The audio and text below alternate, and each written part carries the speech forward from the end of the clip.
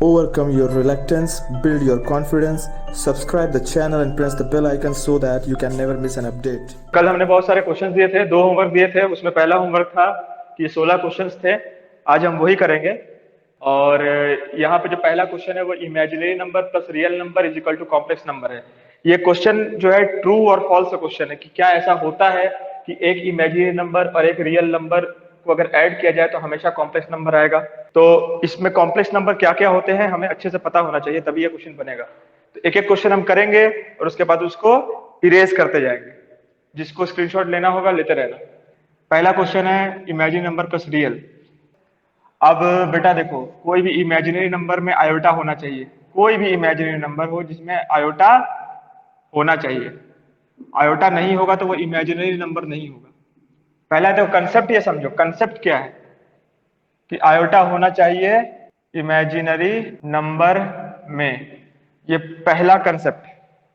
दूसरा कंसेप्ट क्या है कि आयोटा नहीं होना चाहिए किसमें? रियल नंबर में। कॉम्प्लेक्स नंबर की जहां तक बात आती है तो complex number is a universal set. सब कुछ आता है इसमें। यूनिवर्सल मतलब सब कुछ आता है इसमें। तो इसमें एग्जाम्पल देखो। इसका एग्जाम्पल बेटा a प्लस आयोटा बी है ना। और मैंने कहा था कि a b कुछ भी ले सकते हो लेकिन रियल नंबर होना चाहिए। तो ये एक कॉम्प्लेक्स नंबर स्मॉल z बनता है। कॉम्प्लेक्स नंबर के सेट को कैपिटल सी से डिनोट करते हैं। बात समझो, कॉम्प्लेक्स नंबर के सेट को कैपिटल सी से डिनोट करते हैं। लेकिन किसी एक कॉम्प्लेक्स नंबर को दिखाने का यह तरीका है कि एक कॉम्प्लेक्स नंबर है z a plus iota B. ठीक है, तो z belongs to complex number, ये हमने समझ लिया।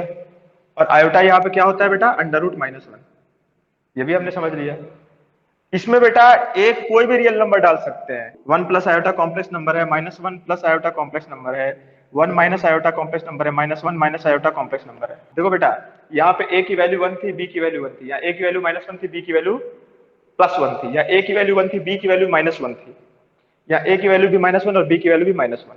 ऐसा भी हो सकता है कि a की वैल्यू 0 हो तो iota, minus iota, 2 iota, √2 iota. ये बेटा अब देखो, ये इमेजिनरी नंबर्स है, ये रियल नंबर्स नहीं है, लेकिन ये कॉम्प्लेक्स नंबर भी हैं क्योंकि यहां पे a की वैल्यू क्या हो गई बेटा? 0 हो गई। इसने शर्त ये थोड़ी रखी है कि a की वैल्यू 0 नहीं हो सकती है, हो सकती है। b की वैल्यू भी 0 हो सकती है, दोनों साथ में भी 0 हो सकता है। जितना तुमने अभी तक पढ़ा है वो सारे कॉम्प्लेक्स नंबर ऑलरेडी हैं, घबराना नहीं है। तो बेटा ये कंसेप्ट है इस सारे क्वेश्चन को बनाने के लिए कि आयोटा होना चाहिए इमेजिनरी नंबर में, आयोटा नहीं होना चाहिए रियल नंबर में। और कॉम्प्लेक्स नंबर से यूनिवर्सल सेट, इसमें कुछ भी चलेगा, आयोटा हो तब भी, ना हो तब भी। अगर हम शुरू करें तो complex number universal set infinite set है, उसका 2 parts, real number, imaginary number. ठीक है, जो नंबर रियल है वो इमेजिनरी नहीं हो सकता, जो नंबर इमेजिनरी है वो रियल नंबर नहीं हो सकता।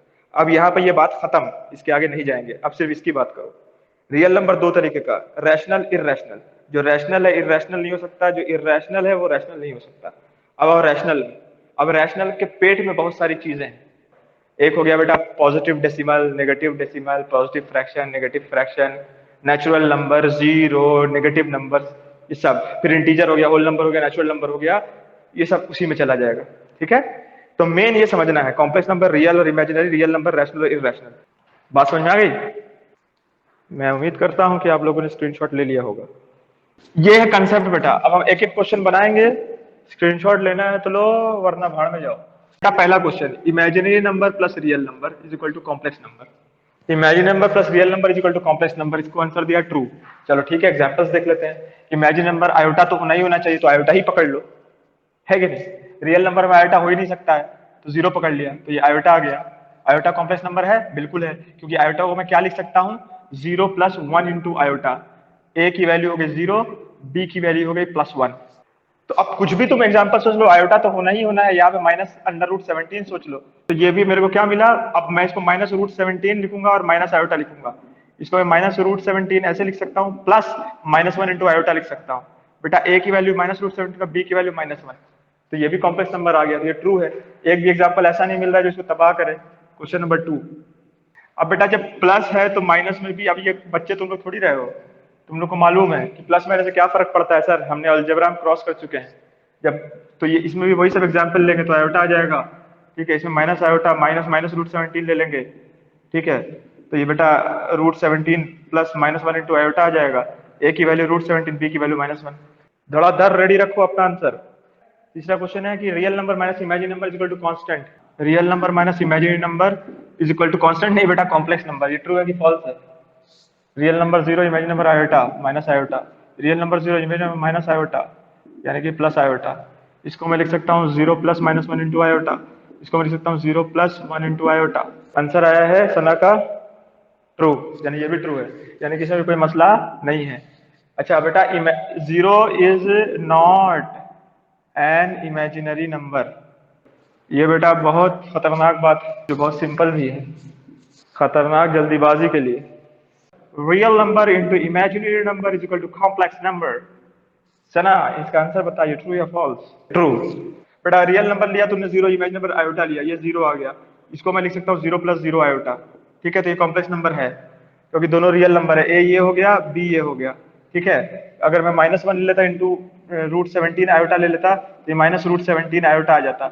इसका मतलब 0 प्लस -√17 ऐसे इंटू आयोटा। तो ये बेटा ए हो जाता, ये बी हो जाता। तो ये तो ठीक है कि सारे कॉम्प्लेक्स नंबर, यहाँ तक ट्रू थी बात।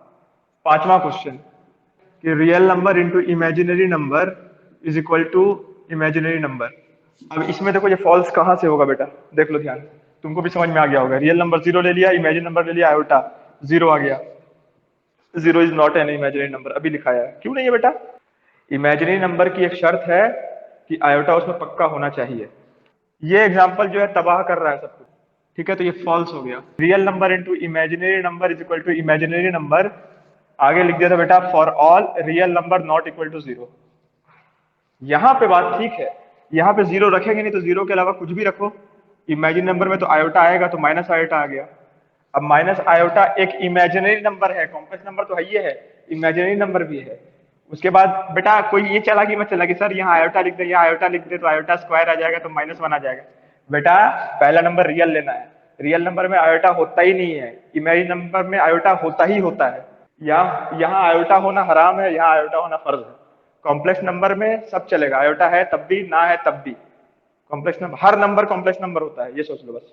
यहाँ पे -2 रख दिया तो ये बेटा कितना आ जाएगा, -2 आयोटा हो जाएगा। तो -2 आयोटा को मैं लिख सकता हूँ 0 प्लस -2 इंटू आयोटा। ए की वैल्यू यहाँ पे हो गई 0, अब बी की वैल्यू हो गई -2। तो बेटा for all R not equal to 0 को वो लंबा स्टेटमेंट में ऐसे भी कह सकता था कि for all non zero real numbers the product of a real number and N imaginary number always gives us A imaginary number. Her non zero real number के लिए रियल नंबर और इमेजिनरी नंबर का product हमेशा imaginary number देगा। इसको वो English में इतना लंबा भी लिख सकता था।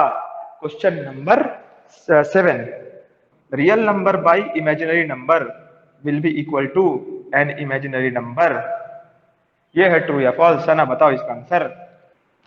फॉल्स, ठीक है। फॉल्स क्यों हुआ मैं समझ गया हूँ, तुम भी समझ गई, मैं भी समझ गया, दोनों को एक ही नजर में समझ में आ गया कि बेटा जब रियल नंबर की वैल्यू में 0 रख दूंगा तो पैपा पैपा पैपा पैपा हो जाएगा। क्यों होगा?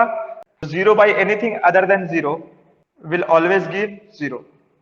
ये 0 जो है इस फॉल्स का रीजन है।